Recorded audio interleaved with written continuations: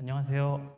이번 SRE 미덥에서 당근에서 로키 1년간 운영기 발표를 맡은 당근 SRE 팀의 이영훈입니다. 반갑습니다.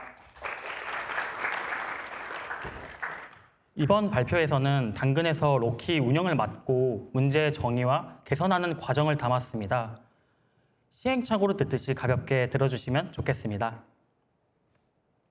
짧게 저의 소개를 드리자면 1년 전에 당근에 합류하여 클러스터 파트에서 일하고 있습니다. 저는 컨테이너 기술에 관심이 많고 옵저빌리티를 잘 구성하고 싶은 엔지니어입니다. 이번 발표에서는 제목과 같이 로키를 1년간 운영하면서 겪은 이야기에 대해서 공유해 보려고 합니다. 이 발표를 통해서 로키 채택을 고민하거나 이미 운영 중인 분들에게 작게나마 도움이 되면 좋겠습니다.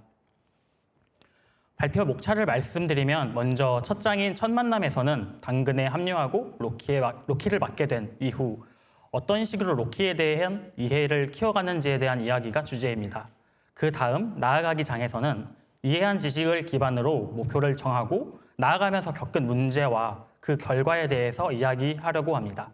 마지막인 남은 과제장에서는 개선이 필요한 부분이거나 해보고 싶은 부분에 대해서 이야기해보려고 합니다.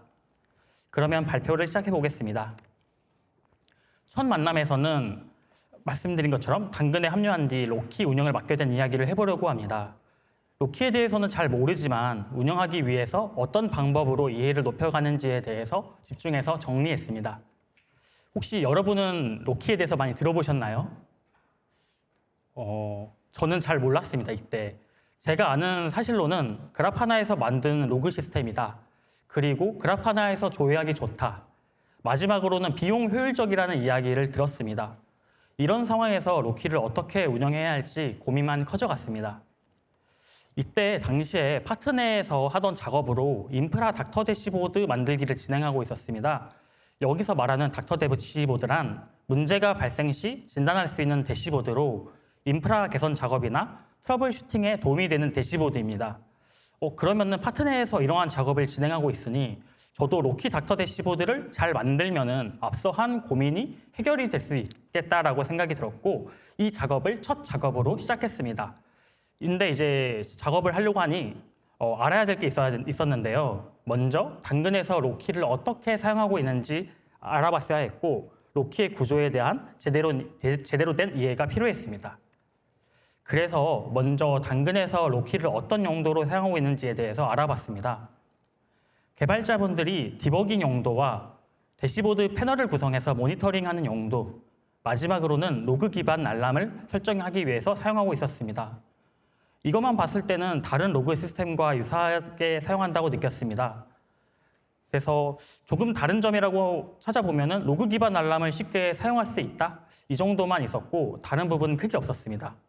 그래서 이제는 구조를 좀 깊게 파봐야지 대시보드를 만들 수 있겠다라고 생각을 해서 깊게 공부를 시작을 했습니다. 먼저 로그를 적재하는 과정을 먼저 들여다봤는데요. 간단하게 말하면 이 그림과 같습니다. 로그가 수집되어서 로키에게 전달되고 마지막으로는 스토리지에 들어갑니다. 이렇게만 보면 간단하게 느껴지는데요. 그러면 이제 한 부분씩 자세하게 알아보도록 하겠습니다. 여기에서 이야기하는 구체적인 숫자들은 전부 로키에서 제한하는 기본값 기준으로 변경이 가능한 값이니까 참고 부탁드립니다. 먼저 로그 수집기가 로그를 수집하는 과정을 그림으로 그려보면은 이런 모습입니다. 당근에서는 쿠버네티스를 사용하고 있고 스탠드아웃을 기반으로 로그를 수집하고 있어서 이 기준으로 동작 방식을 정리했습니다. 쿠버네티스에서는 파드 내 컨테이너에서 출력하는 스탠드아웃과 스탠드 에러, 로그들을 컨테이너 런타임에 캡처해서 호스트 노드의 파일로 관리하고 있습니다. 쉽게 말하면 컨테이너 로그로 출력을 하면 전부 파일로 만들어진다고 생각하면 좋습니다. 따라서 이 파일을 읽으면 컨테이너 로그를 수집할 수 있습니다. 당근에서는 로그 수집기로 얼로이를 쓰고 있는데요. 여기서 로그 수집기는 로그 파일로 바로 접근해서 로그를 가져가는 것이 아닌 먼저 쿠버네티스 API를 통해서 어떤 컨테이너 로그를 수집할 건지 메타데이터를 조회하게 됩니다. 이 메타데이터 정보에는 파드 이름과 어노테이션 이런 것들이 있습니다. 그 다음엔 그림과 같이 메타데이터를 이용해서 어떤 로그 파일을 접근할지 알고 있으니 그 원하는 파일에 접근해서 선택한 파일을 계속 지켜보면서 파일 속 로그를 가져오게 됩니다. 그림에서는 보라색으로 헬로우 로그 한 줄을 가져가고 있는데요. 대부분의 로그 수집기가 이러한 스탠다웃 방식으로 수집하거나 아니면은 쿠버네티스 API로 직접 로그를 받아오는 방식을 사용하고 있습니다. 참고로 로키에서는 저 보라색으로 표현된 한 로그 한 줄을 로그 엔트리라고 부르고 있습니다. 이렇게 수집이 되는 과정은 봤는데요. 이 수집된 로그가 로키에게 보내져야 할 차례입니다. 이번에는 수집기를 통해 로그가 로키에 전달되면 그 내부에서 어떻게 움직이는지 볼 겁니다. 로그 수집기가 로키에게 전달하기 전에 해야 하는 일이 있는데요. 그것은 누가 출력한 로그인지 알기 위해서 로그 엔트리들을 라벨을 붙은 스트림이라는 단위로 그룹을 만들어주게 됩니다.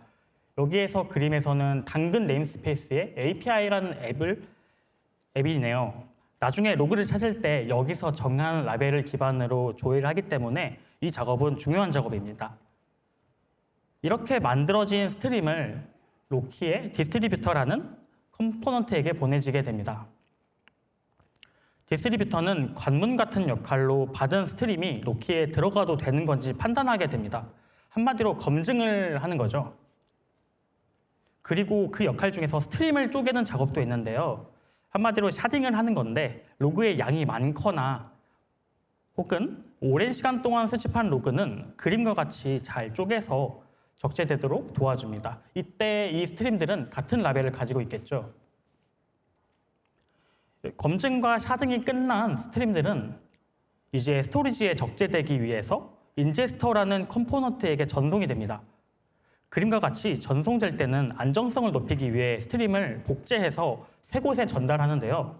그렇게 되면 그림에서의 주황색으로 표시된 인제스터라는 컴포넌트가 스트림을 받게 돼요. 이 스트림은 마지막 종착지인 스토리지에 적재되게 됩니다. 이 과정에서 다른 로그 시스템과의 차이점이 나타나게 됩니다.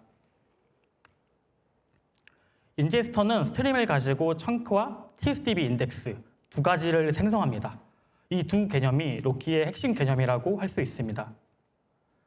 청크는 로키에서 사용하는 저장 단위로 스트림 내에 있는 로그 엔트리들을 압축해서 만들고 그리고 1.5MB가 넘으면 닫고 새로운 청크를 생성합니다. 다시 말하면 원하는 청크만 찾을 수 있으면 거기서 로그를 꺼낼 수 있습니다. 그렇다면 청크를 찾기 위한 인덱스가 필요한데요. 그 역할을 하는 것이 방금 말씀드린 tsdb 인덱스입니다. 다른 로그 시스템의 경우에는 로그 내용을 인덱싱하여서 사용하는 반면에 로키는 라벨을 인덱싱합니다. 이번 발표에선 자세히 다루진 않지만 tsdb 인덱스 모습은 이러는데요. 이런 라벨 내용을 통해서 청크를 찾는 메타데이터 인덱싱 구조로 되어 있습니다. 이제 인덱싱을 이용하면 원하는 청크를 찾을 수 있게 되었습니다. 이렇게 만든 청크와 인덱스를 나눠서 스토리지에 저장하게 되는데요. 당근에서는 S3를 스토리지로 사용하고 있습니다. 여기에는 아까 말씀드린 청크와 인덱스가 같은 버킷에 저장되어서 유지하고 있습니다.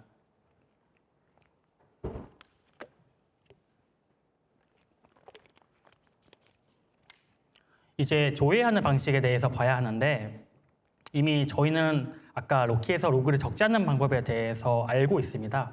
그래서 적재된 로그를 잘 찾으면 되다 보니까 생각보다 간단한 구조를 가지고 있습니다. 아까의 그림보다 더 짧은데요. 먼저 클라이언트에서 로키에게 로그를 요청하는 과정을 자세히 들여다보죠. 클라이언트는 로키 API와 그래파나 익스플로러 등 다양하게 있을 수 있습니다. 그 모든 요청은 로키 내에 있는 쿼리 프론트엔드가 받는 것으로 시작하게 됩니다.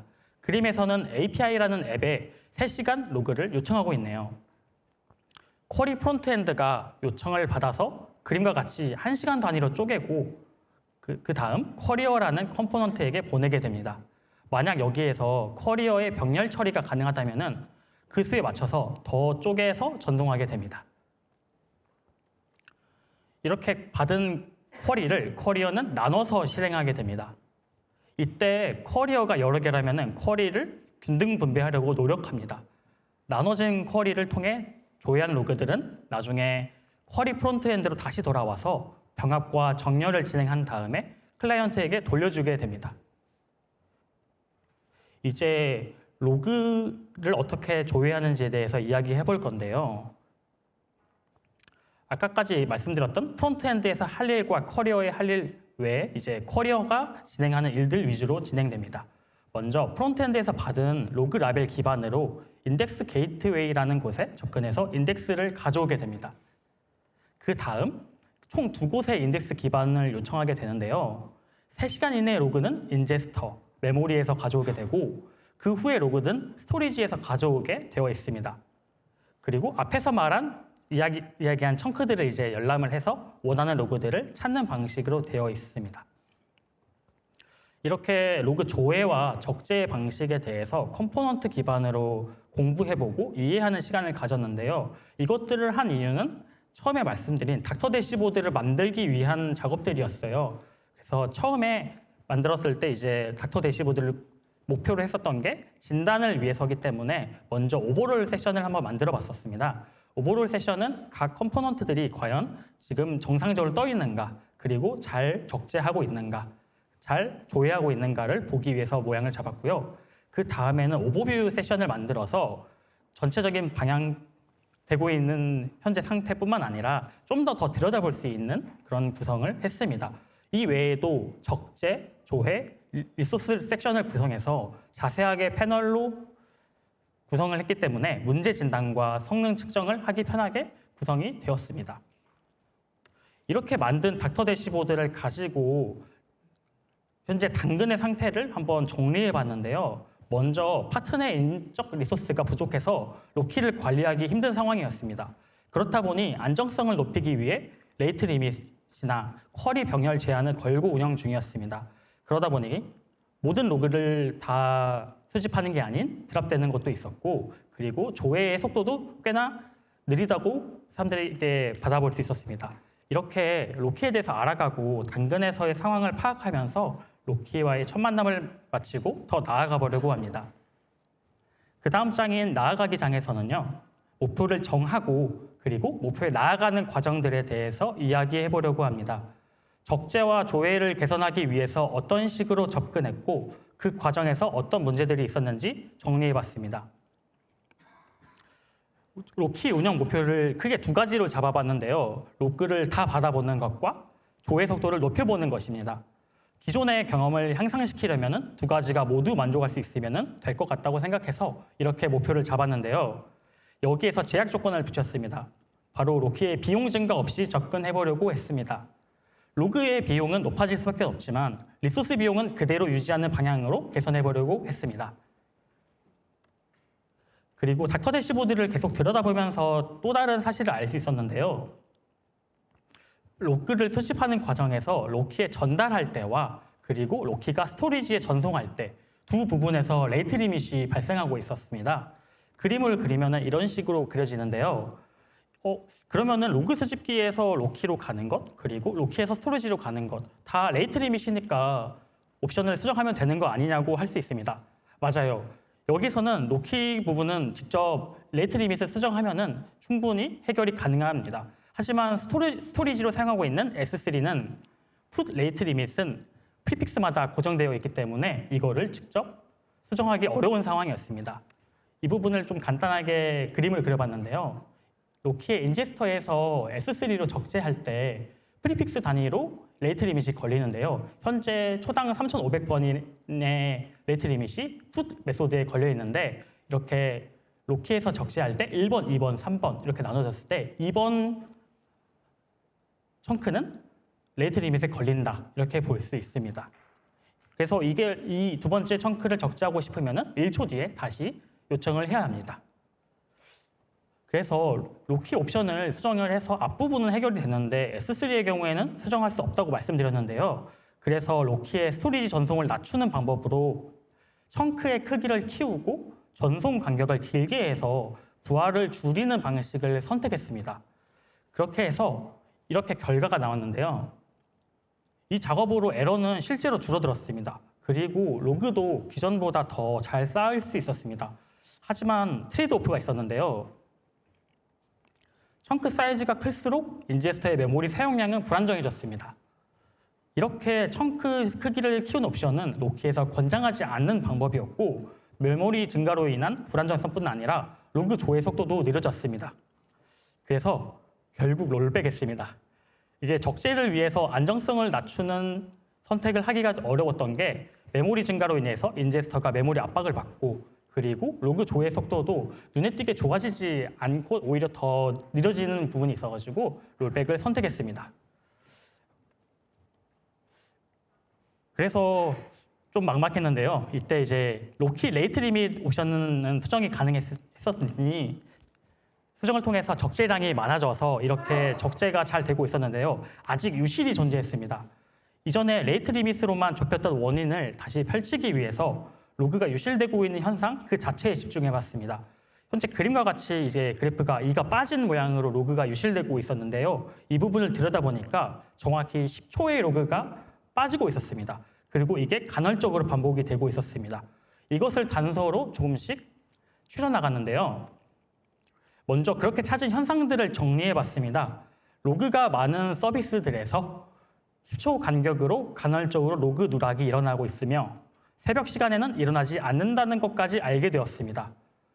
그러면은 수집기가 문제가 아닌가라고 생각해서 로그 수집기와 그리고 로그 수집기의 대상인 파일을 집중적으로 조사하면서 알아낸 사실이 있습니다.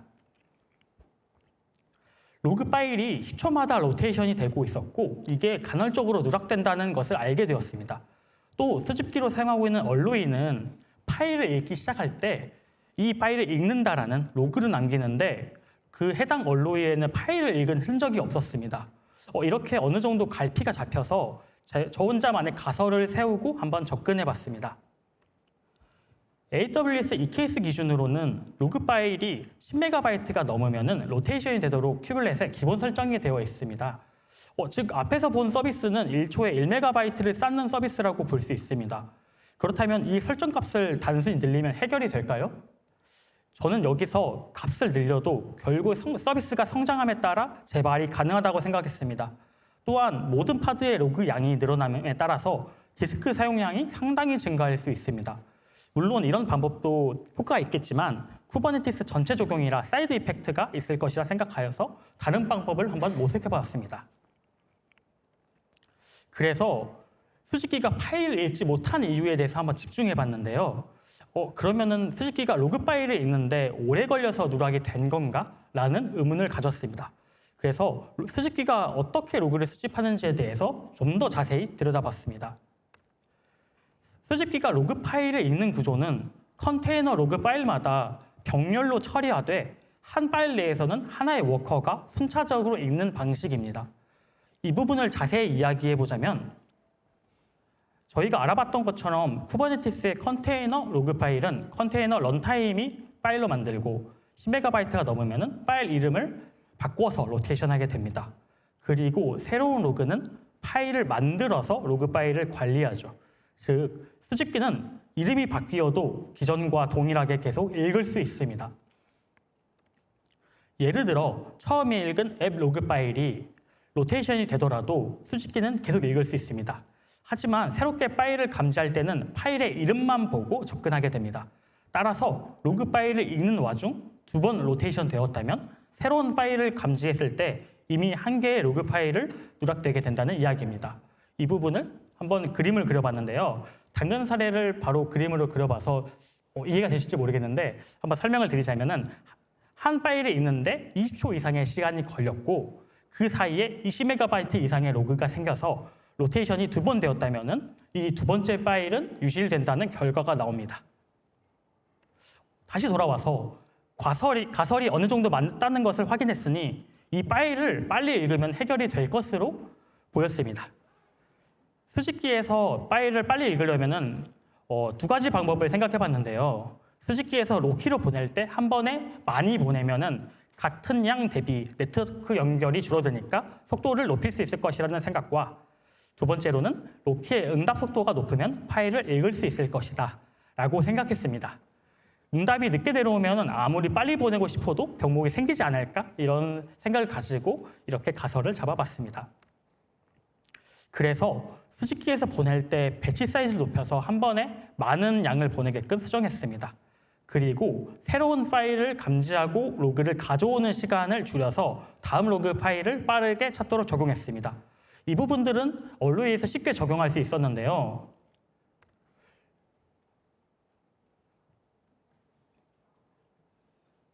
네. 그리고 이제 그 전에 작업했었던 레이트 리밋 제거, 그리고 여러 개선을 통해서 적지 않은 로그 양이 많아지니까 로키의 응답 속도가 느려지는 것을 닥터 대시보드로부터 확인했습니다. 이제 이렇게 문제를 찾다 보니까 이제 다다랐던 곳은 CPU 스로틀링이 발생하고 있다라는 사실을 알게 되었습니다. 그리고 나서 더 들여다봤는데요. CPU 사용량은 그렇게 높다고 생각이 들지는 않았어요. 그림과 같이 평균 35%를 사용하고 있었고 이러한 수치로는 스로틀링이 걸릴 이유가 크게 없어 보였습니다. 이것들은 로키의 로그 적재 관련 동시성이나 병렬성 옵션을 통해서도 해결되지 않았습니다. 이렇게 또 막막하던 찰나에 팀원들의 도움으로 아이디어가 나왔습니다. 그 아이디어는 CPU 리밋 제거인데요. 물 좀 마시고 더 하겠습니다.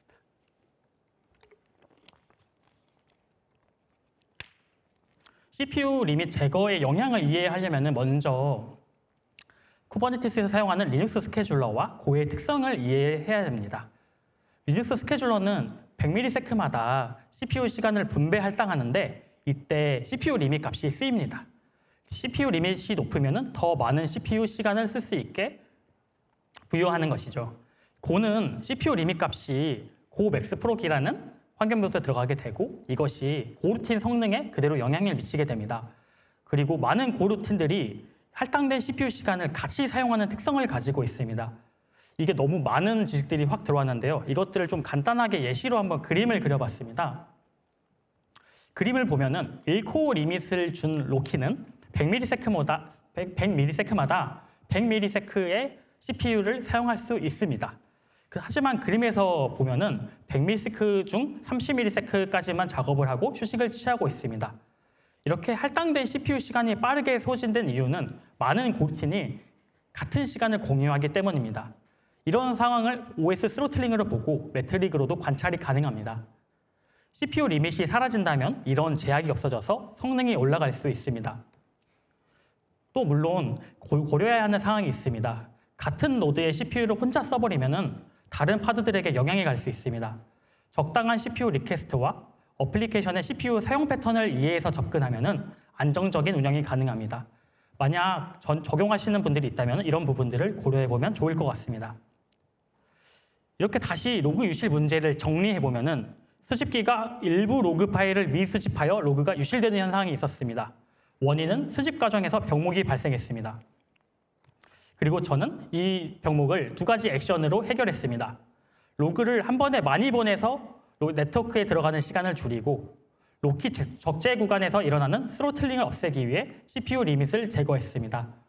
그 결과 이런 식으로 컨테이너 로그 유실이 해결되었습니다. 기존에는 이가 빠진 것처럼 보였던 그래프가 한 번에 이어졌는데요. 이렇게 모든 로그를 적재할 수 있게 된 이후에는 다음 목표인 조회 속도를 개선하는 목표가 남았습니다. 근데 이 적재 개선 작업이 영향을 미치게 되었습니다. 바로 이어서 다음 목표에 대해서 이야기해 보겠습니다. 여러 개선을 통해서 많아진 로그 양과 회사 성장에 따라서 서비스들이 많아진 로그, 그리고 개발자들도 많아져서 요구사항도 많아졌습니다. 그렇다 보니 기존에 빠른 조회가 가능했던 로그들마저도 오래 걸리거나 타임아웃이 걸리기도 했습니다. 이렇게 로그 조회하는 경험은 이전보다 더 안 좋아지게 되어서 개선이 빠르게 필요해졌습니다. 그리고 적재의 경우에는 명확히 로그가 유실된 것이 보이지만 조회는 사내 구성원들의 경험 기반이라고 생각했습니다. 그래서 어떤 조회를 많이 하고 속도가 얼마나 나오는지를 체크하는 게 중요했습니다. 로키에서 슬로우 쿼리를 정의하고 그 기반으로 알람을 받고 조회에 걸린 시간을 볼 수 있게 닥터 대시보드에도 구성했습니다. 알람은 이런 식으로 구성했는데요. 알람을 받아보면서 어떤 쿼리가 느리고 개발자들의 조회 패턴을 알 수 있었습니다. 그리고 로키에서는 쿼리마다 로그를 남겨서 분석이 가능하게 만들어졌는데요. 이 패턴별 걸린 시간에 한번 집중해 봤습니다. 로키는 쿼리 시간에 대해서 4가지 종류로 나눠서 관리되고 있습니다. 순서대로 설명드리면은 Q는 Q에 대기한 시간, 인덱스는 인덱스를 검색한 시간, 스토어는 저장된 청크를 다운로드 받는 시간, 이그젝은 파싱이나 함수 실행 시간을 의미합니다. 이러한 것들이 나눠져서 로그에 남게 되는데요. 성능 분석을 위해서 4가지에 대해서 지켜보면서 이렇게 한번 정리해봤습니다. 당근에서는 이렇게 조회 성능이 앞에서 좀 더 밀리고 그리고 맨 마지막에 파싱하거나 혹은 문자열을 찾을 때 오래 걸렸어요. 그래서 이런 부분들을 보면서 이렇게 개발자분들은 이런 식으로 많이 패턴을 사용하는구나 라는 걸 알게 되었고 시간도 평균 40초로 되게 오래 걸린다고 생각이 들었습니다. 그래서 저는 이 부분을 이렇게 한번 바꿔보면 좋겠다라고 생각을 했는데요. 먼저 큐에서 대기하는 시간을 줄여보고 필터링하는 부분을 줄이면 되겠다고 생각했습니다. 그러면 그 시간만 줄어도 눈에 띌 정도로 영향이 있을 것이라 예상했고 그 시간은 15초 정도 될 거라고 예상을 했습니다. 그래서 이제 조회가 느린 원인을 정리해보자면은 적재 상황과 동일하게 스로틀링이 존재했습니다. 그리고 큐 대기 시간과 필터링 시간, 즉 실행 시간이 대부분을 차지했습니다. 이 2가지 현상을 해결할 수 있으면 어느 정도 속도가 높아질 수 있겠다라고 생각이 들었어요. 그래서 이번에도 가설을 세워서 접근해봤는데요. 이미 앞에서 CPU 리밋을 해제함으로써 스로틀링을 해결했던 경험이 있어서 스로틀링 해결은 쉽게 접근할 수 있었습니다. 그리고 스로틀링이 해결이 되면은 당연히 동시성과 병렬성 옵션을 조금 더 자유롭게 설정할 수 있다고 생각이 들었어요. 그리고 마지막으로는 같은 크기의 쿼리를 더 쪼개서 실행하고 거기서 문자열을 찾을 수 있다면 빠르지 않을까라는 가설을 세웠습니다. 앞서서 말씀드린 내용대로 CPU 리밋 제거는 로키의 스로틀링 제거에 효과적이었어요. 이제 다른 2 가설을 입증하기 위한 작업들을 이야기해 보겠습니다. 먼저 동시성과 병렬성 옵션 튜닝에 있어서는 적용과 테스트를 반복하는 것이 유일한 방법이었습니다. 사용 사례마다 로그의 양과 라벨 설계가 다르기 때문에 공식처럼 적절한 값을 찾기가 어려웠어요. 그래서 쿼리어와 쿼리 프론트엔드 그 2 컴포넌트의 옵션을 변경해가면서 적절한 값을 찾아갔습니다. 이때 너무 높으면 쿼리어의 메모리가 가득 차고 너무 낮으면 큐 대기 시간이 증가하는 현상을 반복하면서 적절한 값을 찾아갔습니다. 그 다음에는 쿼리 샤딩인데요. 쿼리를 쪼갤 수 있는 부분은 인덱스를 찾는 부분, 그리고 청크를 찾는 부분 나눠서 샤딩이 가능합니다. 2 샤딩 모두 정적, 동적 옵션이 존재해서 튜닝할 여지가 있었습니다. 실행 시간이 오래 걸렸었기 때문에 저는 인덱스가 아닌 청크 샤딩에 집중했습니다. 하지만 이 부분도 앞에서 진행한 병렬성과 동일하게 적용과 테스트를 반복할 수밖에 없었습니다. 그러다가 테스트를 반복하면서 이상한 부분을 발견했는데요. 샤드가 많아지니까 특정 쿼리어의 부담이 커지게 되었어요. 샤드를 동등하게 분배해서 가져가는 게 아닌 샤드가 몰리는 현상에 의해서 특정 쿼리어의 메모리 압박으로 주는 현상이 반복되었어요. 그래서 이 현상을 해결하기 위해서 고민을 하다가 쿼리 스케줄러를 적용했습니다. 간단하게 말하자면은 쿼리 프론트엔드에서 쪼갠 쿼리들을 스케줄러에 담아놓으면은 쿼리어가 가져가도록 구성이 됩니다. 이때 가장 중요한 거는 균등 분배를 해줄 수 있다는 것이 중요합니다. 균등 분배로 확실하게 샤드들을 잘 나눠서 처리할 수 있으면 속도는 더 올라갈 수 있다고 생각했습니다.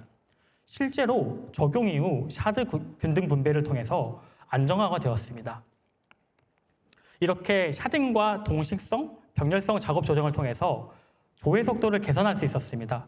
기존의 타임아웃 혹은 조회 속도가 느린 쿼리들을 기준으로 50% 속도 개선이 되었습니다. 빠른 쿼리들보다 느린 쿼리들이 빨라지니 확실히 체감이 되었습니다. 그에 따라 매일 자주 울리던 알람이 3일에 한두 번 정도 울리는 빈도로 줄어들었습니다. 지금까지는 운영하면서 개선한 내용들을 이야기 드렸는데요. 마지막 장에서는 지금보다 더 개선이 필요한 부분과 기능들에 대해서 설명드리고 마무리하려고 합니다. 저는 크게 2가지 개선 사항이 남아 있다고 생각해요. 먼저 로그 다운로드, 그리고 테라바이트 단위의 로그 조회, 이 2가지인데요. 먼저 로그 다운로드의 경우에는 그라파나에서 제공하는 다운로드 기능에 한계가 있어서 이 부분을 만들어 보려고 생각을 하고 있어요. 그 다음으로는 테라바이트 단위로 로그 조회 요구 사항도 생각보다 많아지고 있는데 현재로서는 만족할 만한 조회 성능이 나오지는 않고 있어요.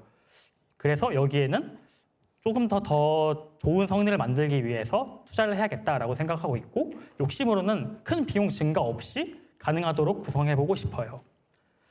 첨부한 사진은 이제 그라파나 익스플로러 화면인데요. 여기에서 다운로드 기능은 저기에서 조회한 로그만 할 수 있습니다.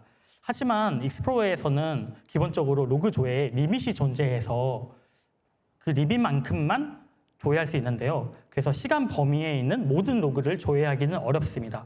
그러므로 로그가 많은 경우에는 직접 리밋만큼 끊어서 여러 번 조회해야 한다는 불편함이 있어요.